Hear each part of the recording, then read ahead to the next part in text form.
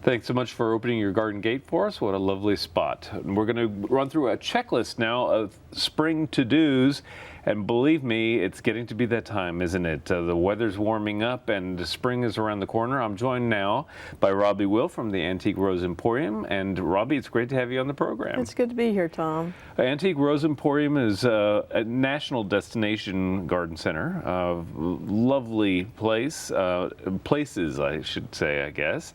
And a phenomenal selection of antique roses and other things. So why don't we start with roses?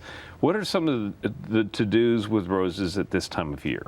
Well, if you haven't pruned, now's the time to do it. And because the roses are dormant, you can be ruthless and get them back into bounds if they've gotten too big on you. Well, there are a lot of the roses that will do that. They will. And when you say ruthless, tell me what you mean. Well, they're dormant. So, you know, if it's slapping you every time you walk out the front door, it's time to bring it back in bounds and put it back in scale in proportion to the garden that it needs to be working in. Right. Well, that makes a lot of sense. Now, a lot of people at this time of year are rushing out to garden to plant things, not just to prune. So let's walk through a few to-dos on proper rose planting. Okay. Well, the number one thing in planting any plant is to put it at the same soil level that it was in the container. But roses require good drainage, 6 to 8 hours of full sun, and decent air circulation. So if you've got a lot of sun, that's the place for a rose. Right. If it's shady, find something else to plant. When you say decent air circulation, to me what that means is placing the plants appropriately in the landscape so they don't crowd one another. Not crowding one another, and then if you've got kind of a dead spot or a place that the air just doesn't ever move, that can be an issue with roses. Rarely, if they're overwatered, that kind of place can be an issue. But air circulation, you just don't want it in a spot where it's kind of stagnant. You want it, and the other thing that's kind of nice is to put it maybe on the south side of the house so that when you've got that southern breeze coming in, you gain all the fragrance coming back toward you instead of away from you. Well, that's a good strategy. I always like to put fragrant things near doorways and windows. So Definitely. It makes a lot of sense.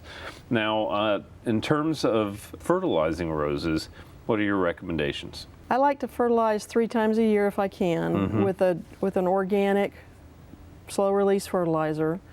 Somewhere around Valentine's Day, we're going to get a pretty spring bloom anyway. Right. So we back up 6 to 8 weeks from that, and so mid to late February. Right now. Right now, end of the big spring bloom, so maybe end of May around Memorial Day. Okay. And then again around Labor Day, because we're going to get another big flush of growth and color in the fall. So if we fertilize in advance of that, the rose has got all the nutrients it needs to do its showiest thing in those time frames. I always think of roses being particular about soils, you know, so when you're planting roses, you don't need to plant uniform beds of them. They mix in well with the perennials. But what are some of the things that you think are important soil amendments?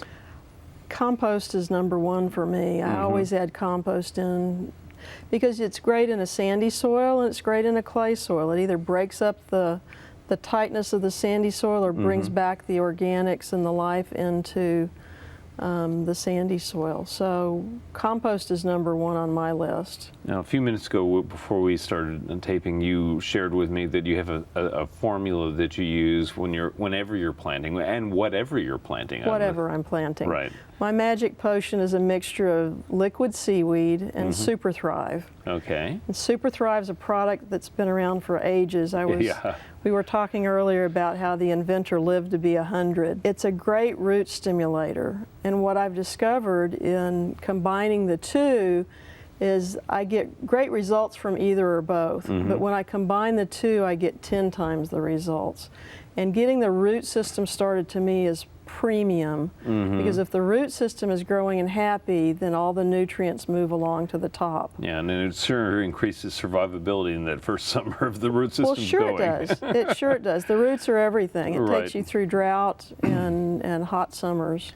Let's talk a little bit about some companion plants for roses. What do you like to use? Oh gosh, there's a million companions that I could list. Yeah. I love the short sages, the Maynite, the blue hills, pink skullcap, thyme, catmint, irises, daylilies. Yeah. There's just a whole host of color, and I love to intersperse bulbs in amongst that. So maybe this time of year, if the roses aren't quite blooming yet, or we just cut them and they're not blooming yet, I've still got narcissus and daffodils and muscari blooming. So Okay.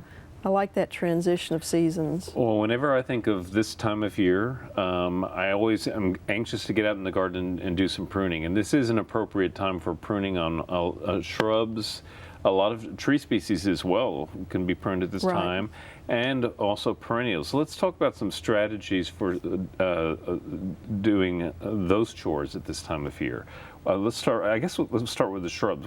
I like to prune back the deciduous material and evergreens at this time.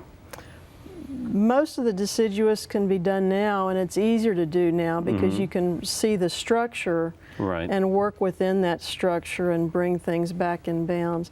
Evergreens, it really depends on the plant, but the great majority I prune now, or at least maybe in another week or two as the buds are starting to swell and getting ready to Right. come out. Because if you prune before bud break, you capture that energy into the new growth instead of taking off something that just spent energy Exactly. in pushing out new growth. Right, right. Well, this time of year is like that for shaping boxwood, for example, or dwarf yaupon, or Right. those sorts of things. That's what I think about in terms of the evergreens. Let's talk about some perennials. There are different strategies for different perennials. There are things that are really popular. I know a lot of the Texas natives have become very popular because of their survivability and how they fared in the droughts. Things like the skullcap, for example. There are different strategies for these different plants. Skullcap can get kind of woody over time, and if you observe how it grows, the new growth is coming out from the crown. So if you want to rejuvenate it, capture that new growth, I usually cut it back pretty hard so that all that new growth is coming out from the base, and that allows me to get rid of the woodiness, and it's going to bloom on the new growth. So the more branching you get, the more flowers you're going to see. Okay. What about things like the little native daisies, for example, the Blackfoot. Blackfoot, right? Blackfoot's is a hot weather friend. It doesn't like the cold. It's kind of like me. It doesn't like to be cold and wet in the winter. So Blackfoot, you really want to wait until it warms up and it's actively growing, because it's got such a thin root system that if you cut it back now, you're probably going to lose it if we have any rain or gray weather. But if you wait till it's actively growing, then you cut it back, you'll get more branching and more blooms on it. It responds so much better if you wait. There were a lot of plants that really do respond better later in the year. Leucophyllum, for example, Texas sage. Texas sage, it's a hot weather plant.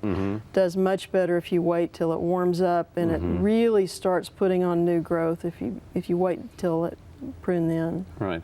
Well, I know you're a big fan of pass-along plants. We have just a brief amount of time, but two of the old favorites, the standards, if you will, are iris and daylilies, and I know that you really enjoy working with those. What should people be doing right now with those plants? Daylilies you could still be dividing and sharing. Iris, it's a little late, but you can do it.